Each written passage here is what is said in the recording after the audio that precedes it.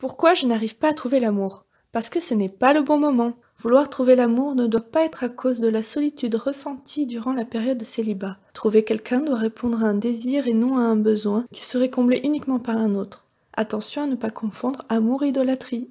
Tout d'abord, qu'est-ce qu'une idole? Une idole peut avoir plusieurs formes. Concrètement, il s'agit de tout ce qui vient prendre la place première de Dieu dans notre cœur, ce auquel nous accordons un trop-plein d'attention, que nous aimons voire adorons à excès. Par exemple, l'idée obsédante du mariage, d'une relation amoureuse ou d'un partenaire. En devenant une obsession, elle prend la place de Dieu et dirige notre vie. Le problème de l'idolâtrie, c'est le fait qu'elle prenne la place de Dieu dans notre vie. Elle se met alors à diriger nos choix et nous éloigne de la volonté de Dieu, ce qui, par conséquent, nous empêche de réaliser le plan de Dieu pour nous. Cette angoisse et cette obsession quotidienne de trouver l'amour est un piège du diable qui utilise la situation de notre entourage pour nous angoisser et nous faire précipiter les choses afin de nous empêcher d'accomplir la volonté de Dieu. De plus, cette angoisse quotidienne nous empêche d'accomplir ce que Dieu voudrait que nous fassions avant de trouver l'amour et de nous marier. Par exemple, se rapprocher de lui, s'épanouir dans son travail, s'occuper et se concentrer sur soi, sur son épanouissement personnel ou encore régler des problèmes qui traînent toujours.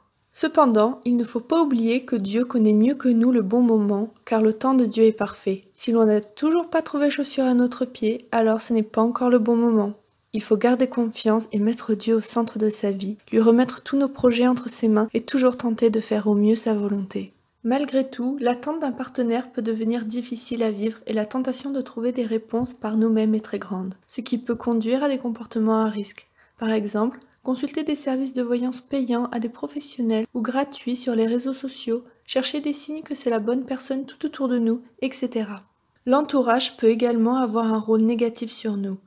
En effet, voir des membres de notre famille, nos amis trouver un conjoint, se marier ou encore fonder une famille tandis que nous sommes des éternels célibataires peut nous amener à vouloir faire accélérer les choses. Il est important de ne pas se comparer aux autres car le temps de Dieu n'est pas celui des hommes.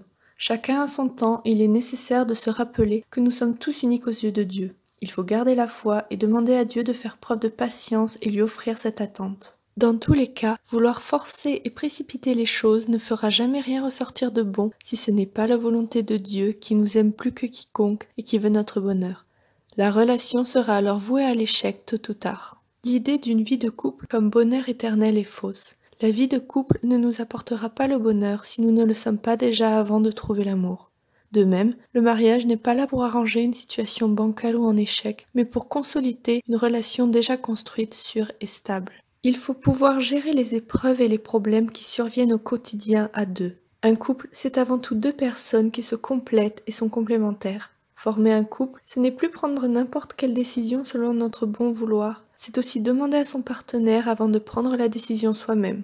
Un couple, c'est un processus où les conjoints évoluent ensemble. La réalité d'une vie en couple est bien différente d'un bonheur idéalisé par certains films, livres, séries, centrés sur un amour irréel et idéalisé. Au sein de ces différentes œuvres, les hommes sont là uniquement pour mettre en avant l'héroïne. Ils n'ont finalement pas d'identité propre. Tout l'univers fictionnel gravite autour de l'héroïne et le personnage principal masculin n'est pas présent en tant que personne individuelle. Les hommes réels ont leur propre manière de penser et de se comporter qui sont différents de celui des femmes et inversement, tout en restant complémentaires selon la création de Dieu.